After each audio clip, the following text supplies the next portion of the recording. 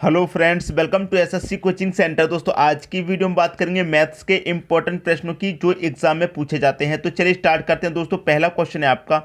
एक दुकानदार कहता है मैं सभी वस्तुओं को क्रय मूल्य पर बेचता हूं, लेकिन वह 1 किलो के बाट के स्थान पर 800 ग्राम के बाट का इस्तेमाल करता है, तो उसका लाभ प्रतिशत क्या है। ठीक है दोस्तों, देखिए 1 किलो के स्थान पर 1 किलो में कितने ग्राम होते हैं? 1000 ग्राम होते हैं। ठीक है, 1000 ग्राम के स्थान पर वो कितना तोल के देता है? 800 ग्राम तोल के देता है। तो कितने का फायदा वो कमा रहा है दोस्तों? 1 किलो के स्थान पर 800 ग्राम के वाट का इस्तेमाल कर रहा है, तो सीधा सीधा आपको पता है कितने का फायदा ले रहा है वो? 200 ग्राम का फायदा ले रहा है।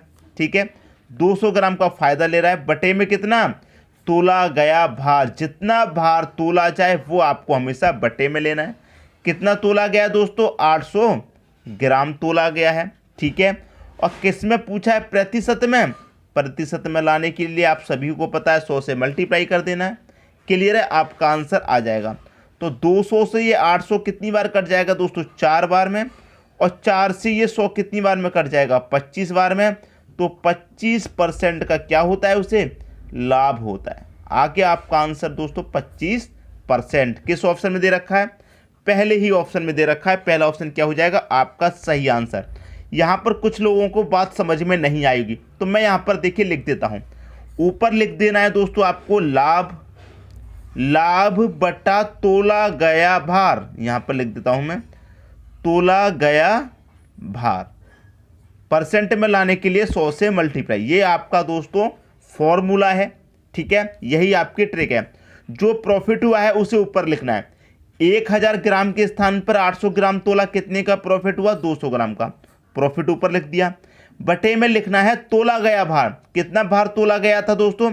800 ग्राम भार तोला गया था। ठीक है, तो बटे में 800 ग्राम लिख दिया। परसेंट में लाने के लिए 100 से आपको मल्टीप्लाई कर देना है। क्लियर दोस्तों, उम्मीद करता हूं सभी की समझ में आ गया होगा। अब देखते हैं अगला क्वेश्चन। अगला क्वेश्चन है आपका 500 लीटर के दूध के घोल में 40% दूध है। कितना और दूध मिला दिया जाए ताकि इस घोल में दूध की मात्रा 60% बन जाए। ठीक है, देखिए दोस्तों, कोई भी घोल होता है अपने आप में 100% होता है, ये आपको पता है। ठीक है, अब देखिए इसमें आपको एक ही घोल की बात हो रही है, दूध की। कोई दूसरा मिश्रण नहीं दे रखा है। और जबकि कोई भी आपका घोल हो, कोई भी घोल हो, उसमें एक से अधिक मिश्रण होते हैं। ठीक है, तो ये आपका 40% दूध है। कोई भी मिश्रण होता है अपने आप में कितना होता है दोस्तों? 100%।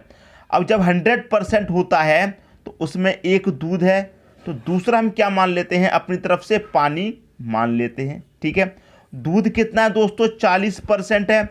अब 100% के घोल में जब 40% दूध है तो पानी कितना होगा? 60% होगा। क्लियर दोस्तों, यहां तो कोई डाउट नहीं होगा। बाद में क्या कह रहा है कि दूध मिला दिया जाए। कितना और दूध मिला दिया जाए ताकि इस घोल में दूध की मात्रा दोस्तों कितनी हो जाए? 60%। जब दूध की मात्रा 60% होगी तो पानी की कितनी रह जाएगी? 40 रह जाएगी। और 40 और 60 दोनों 100% होगा। क्लियर दोस्तों, तो ट्रिक क्या है आपकी इसमें? ट्रिक ये है, जो मिलाया जाए या घटाया जाए उसे काम में नहीं लेना है। ठीक है, जो मिलाया जाए या घटाया जाए, मैं यहां पर लिख देता हूं, जो मिलाया जाए या घटाया जाए उसे काम में नहीं लेना। ठीक है,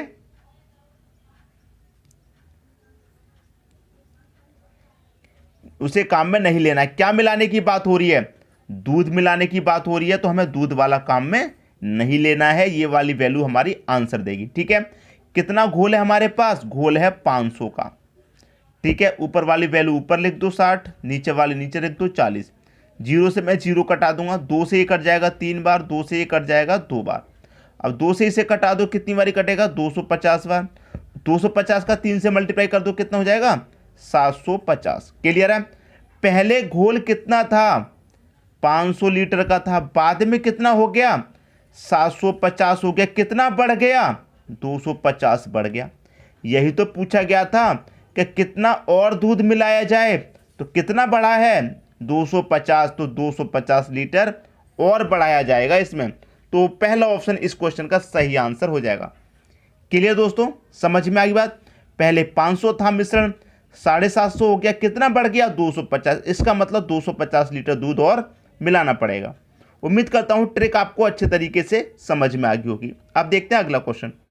अगला क्वेश्चन है आपका, राम की आयु श्याम की आयु का 3 गुना है। 5 वर्ष के पश्चात श्याम की आयु राम की आयु से आधी होगी। श्याम की वर्तमान आयु क्या है? देखिए दोस्तों, ऐसा क्वेश्चन आपको कभी भी देखने को मिलता है तो उसे आप क्या करेंगे, ऑप्शन से सॉल्व करेंगे।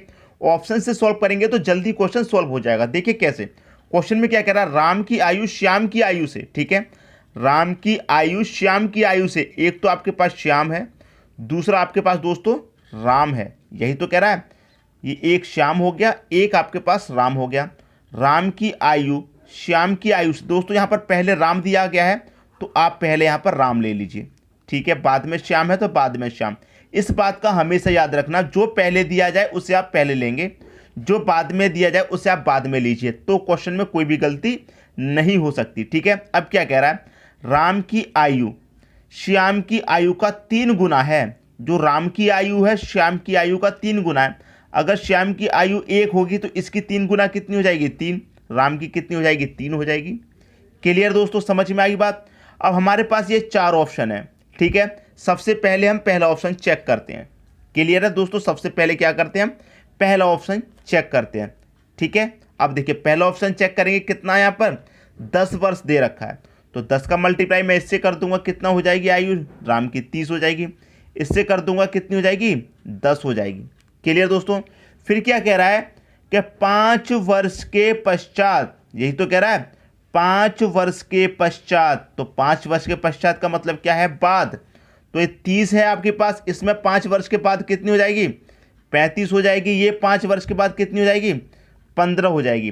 तो 5 वर्ष के पश्चात श्याम की आयु राम की आयु से आधी है, श्याम की आयु राम की आयु से आधी है। तो यहाँ पर 35 है, 35 का आधा तो 15 नहीं होता है, तो पहला ऑप्शन क्या हो जाएगा, गलत हो जाएगा। दूसरा ऑप्शन चेक करेंगे दोस्तों, ठीक है। राम है और श्याम है, इसकी 1 होगी तो इसकी कितनी हो जाएगी, 3 गुना 3 हो जाएगी। यहाँ तो कोई भी डाउट नहीं होना चाहिए दोस्तों। क्लियर है, वही चीज़ मैंने यहाँ पर लिख ली है, ठीक है, जो यहाँ पर थी वही यहाँ पर लिख ली है। दूसरा ऑप्शन दे रखा है 5, तो 5 का मल्टीप्लाई 3 से करूँगा 15 हो जाएगा। 5 एकम यहाँ पर 5 हो जाएगा। क्लियर है। फिर क्या कह रहा है, 5 वर्ष के बाद इसमें भी 5 जोड़ दो 20 हो जाएगा, इसमें भी 5 जोड़ दो 10 हो जाएगा। कितनी हो जाती है, आधी हो जाती है। तो 20 का आधा दोस्तों यहाँ पर 10 दे रखा है, यही तो कह रहा है। श्याम की आयु, ठीक है, राम की आयु से आधी होगी। श्याम की आयु, श्याम ये रहा, श्याम की आयु राम की आयु से आधी होगी, तो राम की आयु से आधी तो दे रखी है। तो इसका मतलब बी ऑप्शन आपका यहाँ पर क्या हो जाएगा, सही आंसर हो जाएगा। क्लियर दोस्तों, बात समझ में आ गई। ये मैंने आपको तरीका बताया है क्वेश्चन को ऑप्शन से सॉल्व करना। उम्मीद करता हूँ तरीका आपको बहुत अच्छा लगा होगा और पसंद भी आया होगा, क्योंकि ऐसे क्वेश्चन एग्जाम में पूछे जाते हैं, तो गो थ्रू ऑप्शन सबसे अच्छा तरीका है इन प्रश्नों को सॉल्व करने का। ठीक है दोस्तों, अब देखते हैं अगला क्वेश्चन। अगला क्वेश्चन है आपका, 300 पृष्ठों की एक किताब के पन्नों पर नंबर लगाने के लिए कितने अंक अपेक्षित हैं, मतलब कितने नंबर चाहिए, ये पूछा गया। ठीक है, अब देखिए सबसे पहले तो जो सिंगल नंबर होते हैं वो हम काउंट कर लेते हैं। 1 से लेकर 9 तक आप चलेंगे, ठीक है। टोटल पृष्ठ आपके पास कितने हैं, 300 हैं, ठीक है। 1 से लेकर 9 तक चलेंगे तो सिंगल डिजिट के नंबर कितने हो गए आपके पास, 9 हो गए, ठीक है। अब 9 के बाद डबल डिजिट आ जाती है, मतलब 10 आ जाता है, ठीक है। और 10 से लेकर 99 तक कितना रहता है दोस्तों, 2 डिजिट रहती हैं। क्लियर है, 10 से लेकर 99 तक 2 डिजिट रहती हैं, तो इसका मल्टीप्लाई आप 2 से ही कर दीजिए, कब पता चल जाएगा कितने नंबर चाहिए, 90 नंबर है, ठीक है। 10 से लेकर 99 तक टोटल कितने नंबर हो जाएंगे, 90 हो जाएंगे।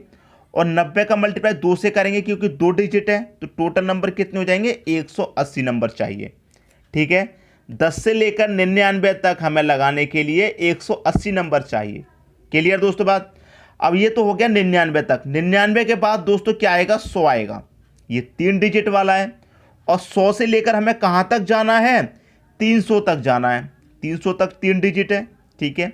ये 2 डिजिट की बात थी, कितनी संख्याएं थी टोटल, 90 थी, ठीक है। तो हमने 2 डिजिट की बात थी तो 2 से मल्टीप्लाई, यहाँ 3 डिजिट है, संख्या कितनी है 100 से लेकर 300 तक कितनी संख्या हो जाएंगी टोटल 201। 3 डिजिट है, 3 से मल्टीप्लाई कर देंगे, कितना हो जाएगा 201 का मल्टीप्लाई 3 से करेंगे, ये हो जाएगा आपके पास 603। 300 तक हमें जाना है तो हम 300 तक आ गए। पहले 1 से लेकर 9 तक काउंट किया सिंगल डिजिट, फिर डबल डिजिट आ गए, 10 से लेकर 99 तक डबल डिजिट रहता है, टोटल संख्या 90 रहेंगी। डबल डिजिट है तो 2 से मल्टीप्लाई कर दीजिए, टोटल संख्या 180 आएंगी। फिर हमारे पास 3 डिजिट वाली संख्या है, 3 का कहाँ से जाना है 300 तक जाना है, टोटल हमारे पास 300 पृष्ठ है, 300 तक जाना है। ठीक है, 100 से लेकर 300 तक जाना है, टोटल संख्या 201 है। 3 डिजिट वाली संख्या है तो 3 से मल्टीप्लाई कर दो, सभी को जोड़ दीजिए। अब आप 603, 180 और 9 सभी को जोड़ दीजिए, पता चल जाएगा कितने अंक हैं। ठीक है दोस्तों, 3 और 9 12 का 2, कैरी का 1 रहेगा। ठीक है, 8 और 1 9 हो जाएगा यहाँ पर। ठीक है, 6 और 1 7, तो 792 अंक अपेक्षित हैं। यही तो पूछा गया था, नंबर लगाने के लिए कितने अंक अपेक्षित हैं 792 अंक अपेक्षित हैं। तो कौन सा ऑप्शन दोस्तों आपका सही हो जाएगा, डी ऑप्शन आपका यहाँ पर सही हो जाएगा। अब कुछ स्टूडेंट कहेंगे सर 300 पृष्ठ हैं तो 1 से लेकर हमें 300 अंक ही तो चाहिए, 1 से लेकर 300 पृष्ठ पर लगाने के लिए 300 पृष्ठ की बात है, 300 तक लगाएंगे, 1 से स्टार्ट करेंगे 300 तक जाना है, तो हमें तो 300 अंक अपेक्षित है। ऐसा नहीं है, क्यों नहीं है बात को समझिए। ठीक है, अब देखिए यहाँ पर 100 नंबर आ गए आपके। ठीक है, आपने मान लीजिए 1 से स्टार्ट किया, 100 नंबर बीच में आ गया, 1 2 3, ये कितने अंक हैं दोस्तों 3। 300 बार में आप चेक करेंगे 1 2 3 कितने अंक हैं दोस्तों 3 अंक हैं। ये 1 और 0 कितने अंक हैं टोटल मिला के 2, ये 99 है, टोटल मिला के कितने अंक हैं 2, एक ये वाला एक ये वाला। इस तरह से काउंट होते हुए चलेगा। जैसे मान लीजिए बीच में आ जाएगा आपका कितना 502 आएगा बीच में, 1 से लेकर और 792 तक जाएंगे, 502 बीच में आएगा, तो 1 2 3 ये 3 अंक हैं। इस तरह से काउंट होंगे नंबर, तब जाके टोटल 792 लगेंगे। बात क्लियर दोस्तों, उम्मीद करता हूं क्वेश्चन आप सभी को अच्छी समझ में आ गया होगा। अब देखते हैं अगला क्वेश्चन। अगला क्वेश्चन है आपका, एक परीक्षा में 75% उम्मीदवार अंग्रेजी में और 60% गणित में उत्तीर्ण हुए। ठीक है, 25% दोनों में अनुत्तीर्ण हुए, मतलब फेल हुए। ठीक है, एवं 240 उम्मीदवार परीक्षा में उत्तीर्ण हुए। ठीक है, यहां पर समझिएगा दोस्तों क्वेश्चन को कि 75% अंग्रेजी में और 60% गणित में पास हुए हैं, और दोनों में से 25% फेल हो गए हैं, मतलब गणित में और अंग्रेजी में दोनों में 25% फेल हुए हैं। और यहाँ पर जो टोटल उम्मीदवार पास हुए हैं वो टोटल 240 हैं। तो कुल उम्मीदवार कितने थे ये पूछा गया है, कुल उम्मीदवार कितने थे।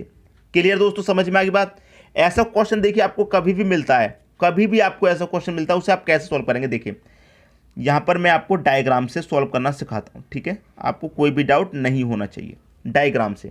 ठीक है, ये हो गया आपका इंग्लिश, मैं यहाँ पर इसे इंग्लिश लिख देता हूँ। ये हो गया दोस्तों आपका मैथ का डायग्राम। ठीक है, इंग्लिश में 75% है जो पास हुए हैं, मैथ है गणित है, ये मैथ में कितने पास हुए हैं दोस्तों 60%। ठीक है, ये 75 और ये 60। अब ये आपका देखिए जुड़ रहा है, कितने ऐसे हैं जो दोनों में फेल हुए हैं, तो 25% ऐसे हैं जो इंग्लिश में फेल हुए हैं और आपके गणित में फेल हुए हैं, दोनों में मिला के। क्लियर है। अब देखिए 75 लिखेंगे यहाँ पर, क्योंकि 75% हमारे इंग्लिश में पास हुए हैं, प्लस 60% हमारे यहाँ पर पास हुए हैं, किस में पास हुए हैं गणित में। ठीक है, और दोनों में कुल मिला के फेल हुए हैं कितने, दोनों में कुल मिला के हमारे फेल हुए हैं कितने 25%। तीनों को आप जोड़ लीजिए, और जब आप तीनों को जोड़ेंगे तो कितना होगा ये, जब आप 3 25 75 100 और 60 160 हो जाएगा। अब एक चीज़ आपको पता है बहुत अच्छे से कि किसी भी क्लास में कितने भी स्टूडेंट होंगे, कितने होंगे 100% होंगे। 1000 2000 1500 800 400 जितने भी बच्चे होंगे अपने आप में कितने होंगे 100% होंगे। 75% 60% 25% तीनों मिला के हुआ 160%। ये तो 100% से ज़्यादा जा रहा है। कितना ज़्यादा जा रहा है दोस्तों 60% ज़्यादा जा रहा है। 100% होना चाहिए, 60% ज़्यादा जा रहा है, तो 60% को लिखेंगे। ठीक है, 60% ज़्यादा जा रहा है तो 60% को लिखेंगे, और यही 60% कितने के बराबर है 240 उम्मीदवार के बराबर है। जितने हमारे पास हुए हैं। ठीक है, मतलब ये है कि पूरा 100% होता है, पूरे 100% में से कितने पास हुए हैं हमारे, 100% से कितना ज़्यादा जा रहा है दोस्तों, 60% ही तो एक्स्ट्रा जा रहा है ऊपर। तो कितने पास हुए हैं हमारे 60% स्टूडेंट पास हुए हैं 100 में से। और यहाँ पर कितने पास हुए हैं, 240। तो 60 बराबर 240। जब 60 बराबर 240 तो एक बराबर कितना, एक का मान दोस्तों कितना आएगा, 0 से 0 कटेगा, 6 1 कम 6, 6 चौके 24, मतलब एक बराबर कितना, ये हो जाएगा 1% का मान 4। 1% का मान 4, क्लास में कितने स्टूडेंट होते हैं, 100%, एक का मान 4 दोस्तों। तो 100% का मान कितना, 100 का मल्टीप्लाई कर देंगे 4 से, बस आ गया आपका आंसर कितना, 400। तो आपसे यही तो पूछा गया था कि परीक्षा में उत्तीर्ण हुए कुल उम्मीदवार कितने थे, परीक्षा में कुल उम्मीदवार कितने थे दोस्तों, 400 थे। क्लियर है दोस्तों, समझ में आ गया, 400 थे। तो सी ऑप्शन क्या हो जाएगा इस क्वेश्चन का दोस्तों, आपका सही आंसर हो जाएगा। उम्मीद करता हूं क्वेश्चन आपको बहुत अच्छे तरीके से समझ में आ गया होगा। अब देखते हैं अगला क्वेश्चन। अगला क्वेश्चन है आपका, 2 पुरुष और 5 महिलाएं किसी काम को 14 दिन में कर सकते हैं, जबकि 5 पुरुष उसे 14 दिन में कर सकते हैं। 5 पुरुष और 5 महिलाएं उस काम को कितने दिन में पूरा कर सकते हैं। दोस्तों ये क्वेश्चन बहुत इंपॉर्टेंट है। ठीक है, देखिए कैसे क्वेश्चन को समझना है। 2 पुरुष और 5 महिलाएं, 2 पुरुष का मतलब मेल बराबर 5 महिलाएं का मतलब मैं यहाँ पर फीमेल लिख देता हूँ। ठीक है, तो 2 आदमी बराबर है 5 औरत के। ठीक है, मतलब 2 मैन 5 फीमेल के बराबर हैं। ठीक है दोस्तों, और ये दोनों मिलकर कितने दिन में काम करते हैं, 14 दिन में। जबकि 5 पुरुष उसे 14 दिन में कर सकते हैं। सिर्फ अगर 5 पुरुष लगा दिए जाएं, कितने पुरुष, 5 पुरुष लगा दिए जाएं तो उस काम को कितने दिन में कर देंगे, 14 दिन में कर देंगे। 5 पुरुष उस काम को अकेले 14 दिन में कर देंगे। ठीक है, तो यहाँ पर ये पूछा गया है कि 5 पुरुष और 5 महिलाएं उस काम को कितने दिन में पूरा कर सकते हैं। ठीक है, यही तो पूछा गया है।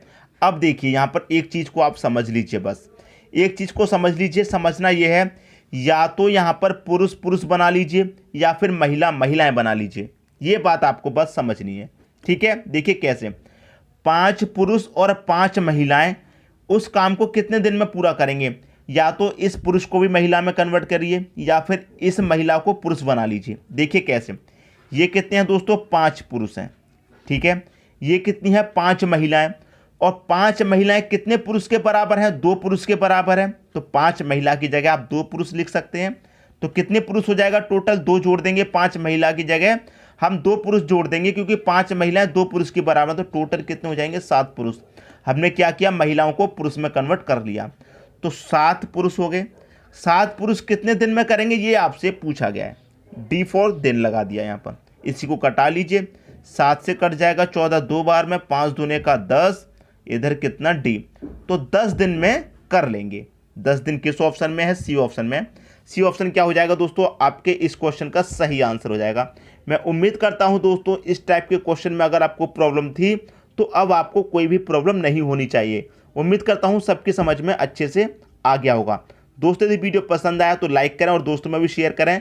यदि आपने हमारे चैनल को अभी तक सब्सक्राइब नहीं किया है तो कर लीजिए और बेल आइकन का बटन भी दबा दीजिए दोस्तों। धन्यवाद।